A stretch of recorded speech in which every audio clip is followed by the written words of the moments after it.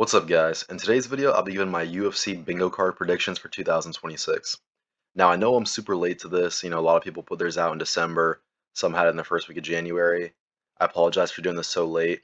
I know some of you guys may be thinking, oh, you're cheating, you're doing it, in the middle of February. If you think about it, I'm actually making it harder for myself because unlike the people that did it early and have 12 months for their predictions to come true, I have just 10 and a half to come up with 24 things that haven't happened yet. So I really got to be creative with these picks and pick things that haven't happened, but I think will in an even shorter amount of time. So, without dragging things on, let's get into it. For the first row, I have Arman Sarukian does not fight Ilya. I don't think that fight is happening. I think if Ilya comes back in summer, June, July when he says he will, he'll either fight Islam and then take the rest of the year off, or he'll fight Islam and then fight Gaethje after, or maybe he just fights Gaethje in the summer, the White House time, and then takes the rest of the year off. But I do not think Arman will fight Ilya. I think the only way that Arman can fight for the undisputed lightweight belt is if Ilya comes back but has to vacate because he moves up to welterweight to fight Islam, and Justin becomes the undisputed champ, and then he fights Arman, or if I think that's it. I think that's the only way that Arman fights for the undisputed lightweight belt this year. I think if Ilya comes back, he's either moving up to welterweight to fight Islam, or he's gonna fight Gaethje and then take the rest of the year off. I don't see Ilya fighting Arman this year. Next up is Pereira fights for a third belt. I think with Aspinall going through all of his surgeries, with his eye injury, or eye injuries plural. I don't know if it's one eye or both. Um, I think that he will be forced to vacate, or he'll be out for so long that the UFC decides to have a fight for the interim heavyweight champion, the interim heavyweight belt. I see Pereira moving up and fighting for that belt. I think Pereira is one of those guys like Islammakhachev where they've done so much in their division. Pereira division's plural.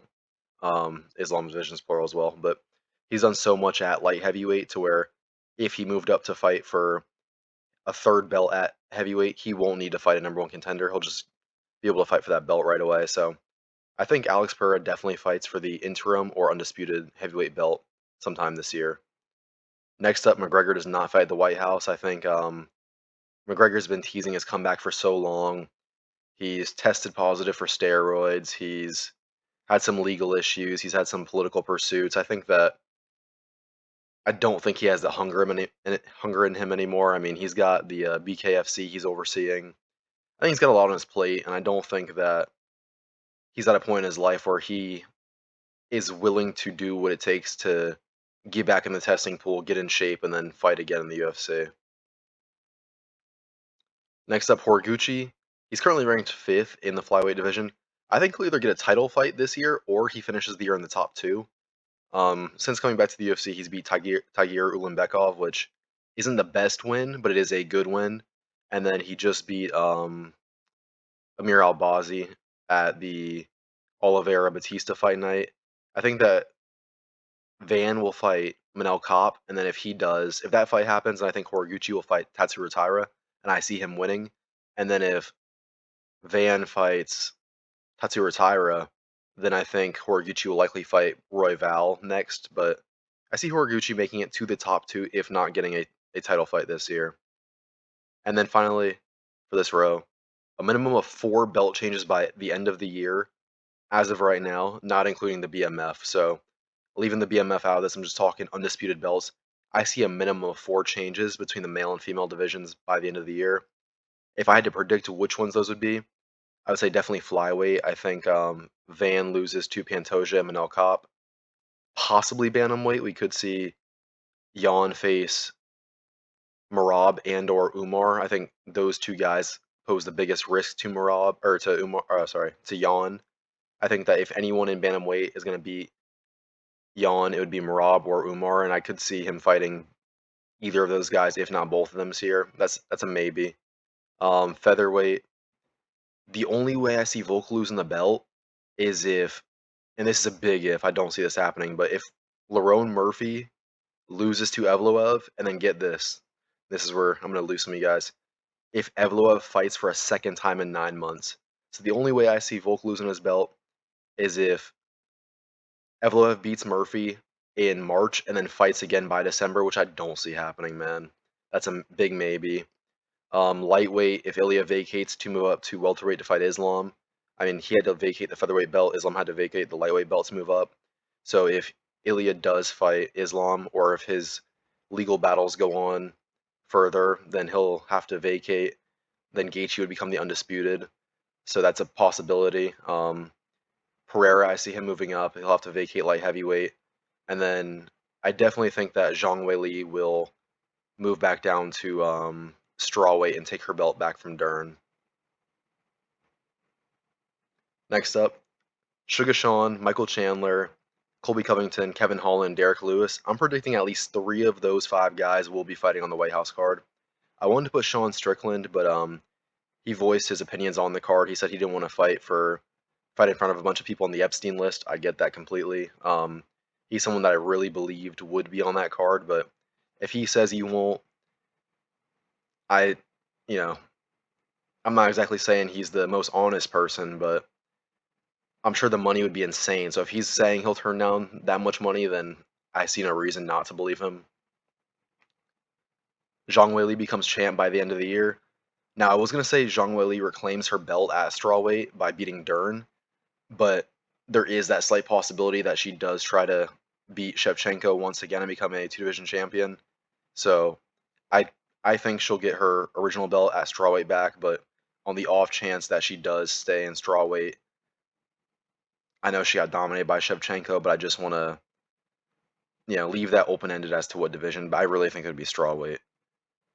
Khamzat fights 1 time max this year, man. Khamzat, I believe he holds the record for quickest turnaround of any UFC fighter. He fought twice in 10 days. Obviously, that was like 5 or 6 years ago. He's a champion now, so there might be some pressure from the UFC to be active, but Khamzat, we're in February. We're booked out through, what was it, March 28th, I believe. Off the top of my head, I think that's Pyfer versus Adesanya. There's no rumors of him fighting in April. He's a Muslim, so obviously he has Ramadan. He has some restrictions about when he can fight due to not being able to eat at certain times. I see Khamzat fighting 1 time summer, fall, and then not fighting again this year. Izzy and Leon Edwards, I'm saying at least one of them, if not both, leave the UFC this year. I think Izzy might be a retirement after fighting Pyfer if he loses. Leon could be getting cut. Ironically, both of these guys are 0-3 in their last 3, and they both lost by unanimous decision, submission, and then TKO. I thought that was very interesting. Izzy lost to Strickland by unanimous decision, sub by DDP, and then TKO lost to Imavov. Leon Edwards was, who was it? Bilal, Brady, and Protest. So I thought that was very interesting. Both these guys, former champions, they both lost their last 3 in the same way. Very interesting. I could see Izzy retiring after a loss to Pyfer. I could also see Leon Edwards losing to a lower ranked welterweight and then retiring, try not to go out sad. And Dustin Poirier fights or commentates. Dustin Poirier, he just put out a clip of him training with Gamrot this year. Or I say this year, it was like last week. I could definitely see him coming back to fight in the UFC or in a different promotion. In boxing, he's flirted with the idea of boxing. I believe it was Nate Diaz. Dustin Poirier is one of the best strikers he was in the lightweight division. Honestly, I think he's one of the best strikers in the UFC, but I'm playing it safe by saying lightweight. But I could definitely see him coming back for a UFC fight or boxing some other former UFC fighter. And if not, then I see him commentating. He said on the Ariel Helwani show that he would love to commentate. He said he's been waiting for that call. And who better, man? I mean, he is one of the most beloved fighters in the UFC, of all the current and retired fighters. One of the most beloved, knows the game, knows the everything, the ins and outs of the UFC, mixed martial arts. I think that'd be amazing to see him commentate, and he would love to do it, so why not? An easy payday for him.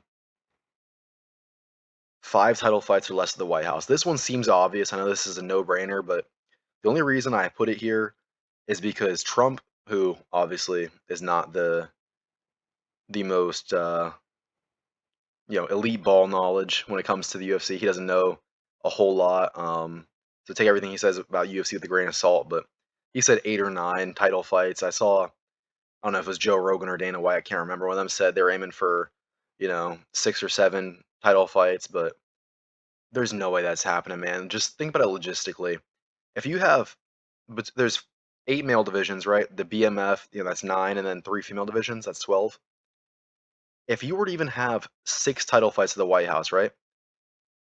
For the 2 months, not even 2, for the 3 months leading up to it, so that would be March, April, May, right? Then the event itself in June, and then the 3 months after, you're not gonna have people fighting, 2 months before the White House card and then fighting on the card. They're not gonna fight in the White House card in 2, 3 months after. So you when you whoever you're putting on the White House, you're kind of affecting the blocks, those 3-month periods before and after. So like, there's no way they're gonna have the card be that stacked with anywhere from 6 to 9 title fights between the 12 champions, if you include male, female divisions, and BMF, and then have like very lackluster numbered events in the months before and after. There's just no way that they're gonna get more than 5 title fights.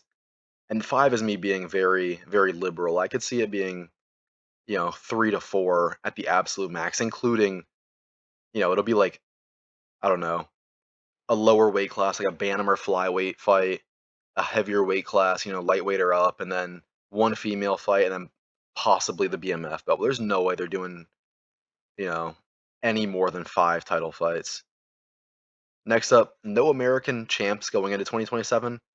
The only way I see an American, so I said going into 2027 rather than, at the end of the year, or sorry, by the end of the year, because the only way I see an American touching undisputed is if Iliatopuria vacates the lightweight belt and moves up to welterweight to fight Islam, then Justin Gaethje would become the undisputed lightweight champ by default. So that is the only way I see us getting an American male champ this year. And even then, even if Ilya does move up to and vacates, and Justin gets the lightweight belt undisputed, Arman's gonna beat him. He's just gonna have to fight Arman or some other top contender, and he's gonna lose. So I don't see any male American champions, kicking off 2027. Next up, I'm going to attend at least one numbered event or 2+ martial arts events this year. I already went to RAF 05 earlier this year. I watched Arman Tsarukyan compete, Yoel Romero, Colby Covington, Luke Rockhold. It was an amazing time. I would love to get some more in-person content going. If you haven't seen the shorts of Arman competing, check them out. Go to my shorts section and then hit the most popular. But this year, man, I have to go to at least one numbered event. That if I don't go, then I'll go to like, I don't know, maybe another RAF or a UFC fight night, but I'm going to hit at least one numbered event or 2+ martial arts events and get some live content. And then JDM versus Michael Morales or Carlos Prates, and Bilal versus Brady, Leon Edwards, or Usman. Now this one, it's a bit of an interesting one, but I see Jackdellamaddalena. He's either going to fight Michael Morales or Prates next. I say one of those, and I'm combining it with Bilal versus Brady, Leon Edwards, or Usman. So in order for this pick to hit, JDM has to fight one of those dudes, and then Bilal has to fight one. I think those are the most likely and logical matchups for Bilal and JDM, given their current rankings as well as the picture, the title picture at welterweight. So I would love to see JDM versus Michael Morales. I'm thinking it's gonna be Prates at like 327, and then Bilal. I wouldn't care which one of these 3 guys he fought. That rematch over Brady, maybe Brady can avenge that. A rematch over Leon Edwards, or possibly a fight with Usman. 10+ instances of UFC fighters competing in other promotions. Now, what I mean by that is, like I said earlier this year, Yoel Romero, he's a retired fighter. Colby Covington, current, inactive but current. Arman Tsarukyan, current, and then Luke Rockhold is former. Those 4 guys competed at RAF 05. Arman Tsarukyan had a grappling match last year with Shara Bullet.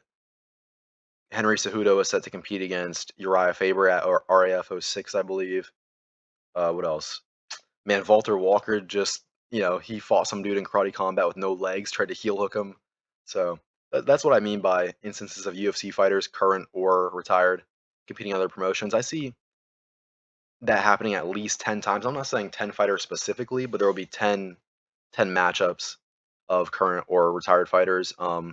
I'm not going to include Arman Sarukian versus Georgie Poulos because that's already announced, and I won't include Uriah Faber versus Henry Cejudo as that's also announced. So I'm saying 10, not counting those ones going forward. So of the ones that have not already happened and have not been announced, I'm saying there will be at least 10 fresh matchups going forward by the end of the year. Iliatopuria versus Islammakhachev does not happen. This one breaks my heart. This is the one that if I could have anything this year, if Dana White could come to me and say, "Hey, you get one wish for the UFC, what is it?" This is the fight I would make at 155, if not 170. I'll even take it at 170, bro. But there's no way this happens. Ilya will either, if he comes back, he's gonna fight Gaethje, I believe, and then yeah, I think if Ilya comes back, more than likely, Ilya will either come back and fight Gaethje and then take the rest of the year off, or he'll be held up due to legal stuff with his ex. I don't see him coming back and fighting Islam, man. I just can't picture that happening. Especially with Islam rumored to fight Ian Gary in like July, and then he'll have Ramadan. He'll be out for a little bit because he won't be able to train. He won't be able to get his diet right. So just the scheduling. I mean, Ilya, his first fight this year won't be until what's it called? Until June anyway. So and these guys are both gonna want time off. I don't see it happening. Waldo Cortez Acosta beats Curtis Blades or loses to Volkov. Waldo, he's ranked like fourth or no. Kuniev is sixth, and he's above him, so he's like fourth or fifth right now. I think he's fifth, and Blades is fourth. He's on a tear. He's moving up. Just beat Derek Lewis at 324. I think he'll face either Blades or Volkov, and if he fights Blades, I think he beats him. But if he fights Volkov, I think he loses. He's climbing through the division right now. I think either of those guys are his next matchup. He said he wanted to fight like 6 times this year. I don't know. I mean, even if that's hyperbole, he's gonna fight at least 3 times, right? Especially if he keeps winning. So I definitely think he'll see Blades or Volkov next, and then those are how I think those matches would play out. Next is Jan Blachowicz or Jamal Hill leaves the UFC. Now I say leaves because I think Jan is more likely to retire, and Jamal is likely to get cut. Jan's like 42 right now. He'll be 43. Just had a war to a draw with Guskov at 323. It was an amazing fight, but he's obviously slowed down a bit. Jamal Hill, another former champ at light heavyweight. It's funny because that pick, Jamal Hill and Jan in light heavyweight are kind of like they have their own similarities, like Izzy and Leon at welterweight and middleweight. So it's kind of interesting where I have like 2 blocks of 2 former champs, and I'm saying at least one of them leaves the UFC. Jan likely to retire. Jamal Hill, he's 0-3 right now. Granted, 2 of those losses are to Alex Pereira and Yuri Prohaska. The other one is to Khalil Roundtree, who Khalil didn't finish him, but he did beat him dominantly. It was very technical. It was an amazing fight. So I don't know who in light heavyweight Jamal Hill can beat. I don't even see him beating like Dominic Reyes or Johnny Walker at this point. Definitely not like Rakic or Ankalaev. So I think Jamal Hill takes the L this year and then gets cut, or maybe he just retires on his own. Yon, I see him retiring. So I think one or both of those will happen. I put or, but it could be and/or. Josh Hokett and/or Steven Asplund ranked at heavyweight by end of the year. I mean, this one's easy. Like both of these guys are on a tear. They're on great win streaks. Heavyweight is getting shorter day by day. I mean, we just had Usman, who was unranked, get cut. He popped for PEDs. We just had Jailton Almeida get cut. He was 0-2. Tai Tuivasa, he should have been cut. He's 0-6 right now.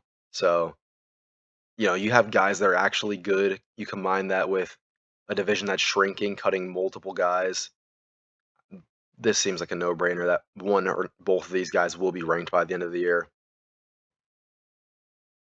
Main event or co-main event of a numbered event changed or canceled. Now, obviously, we had that with Nunez versus Kayla Harrison. Kayla pulled out due to neck injury. Not going to include that because, like I said, that's something that it already happened. So I need future events. But I see that happening again. I think at least one main event or co-main will be changed or canceled after it gets announced. Maybe not last minute, but just sometime after. it goes live and Dana and the UFC make the fights official. Um, Maybe January is just a cursed month. We had Arman pull out of 311 last year. We had Harrison pull out January of this year. So maybe not. I'm hoping this one doesn't hit, but I feel like it's. I mean, we just had it happen again with Moicano and Brian Ortega. Obviously, that doesn't count for this pick, but I mean, twice in 2 months. I mean that event takes place in March, but twice in 2 months we've had an event be a co-main event get canceled, or at least changed. Maybe Moicano still fights somebody. We don't know yet, but it'll happen again, I think. John Pork, Chonko, and/or Quillen Southfield ranked by the end of the year at lightweight. This is another division where it's murderer's row. John Pork, Chonko, very talented. He just had his first fight in the UFC, I believe, or yeah, it was in the UFC, I believe. And then he set some record for like most strikes landed or something. I don't remember exactly what it was, but John Pork is obviously one of the most hyped up prospects in the lightweight division. He's someone that I see maybe not becoming champ one day, but being a top contender. I think Quillen Southfield, he just finished Jamie Malarkey, beat him by submission. That was obviously one that we expected to be a KO or TKO, but I think that win shows that he's a little bit more versatile. He's mixing the martial arts. He's not just a one-trick pony like some other fighters. So Quillen's another one that I could see fighting like I don't know, Michael Chandler possibly, or maybe like no, not Fiziev, but he'll definitely be fighting someone on the lower end of the ranked lightweight division soon. At least one fight ends due to eye poke or quote unquote eye poke. Saw that happen twice last year. I'm not gonna get into the whole whether I think it was real or fake. I mean, for some reason, the MMA community is split 50-50 on if Aspinall gave up or if the eye pokes were actually damaging. That being said, we also had Cejudo fight last year, and he got poked in the eye, couldn't continue in the loss due to decision, I believe, on points. That was a weird situation, man. I see that happening again. I mean, Gaethje hit Paddy in the eye once or twice. I don't think that was intentional at all. Um, and then we had Bilal Muhammad fight at Qatar, and he was poked twice in the eye by Yangari.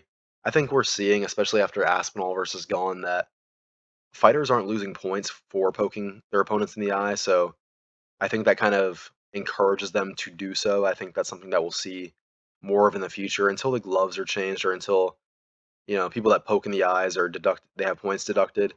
I think we're going to continue to see eye pokes happen. And then statistically speaking, the guys that poke the other fighter in the eye win more often than not. So I think we'll keep seeing that. At least one retired fighter on the White House card. I really see like some UFC legends, some on coming back.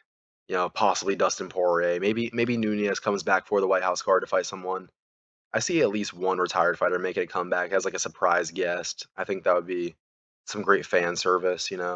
It's also the biggest card ever, at least it's hyped up to be, so some guys may come back for that payday. And then lastly, Paddy fights Dan Hooker or Rufy next. I think Paddy's next fight will be Dan Hooker.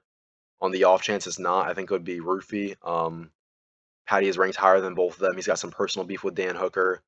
He's obviously not going to be, neither of those guys will be in the title picture anytime soon. So maybe just have them fight each other, get their beef out of the way. And then Rufy, he's obviously under Paddy. He's on a win over Fiziev.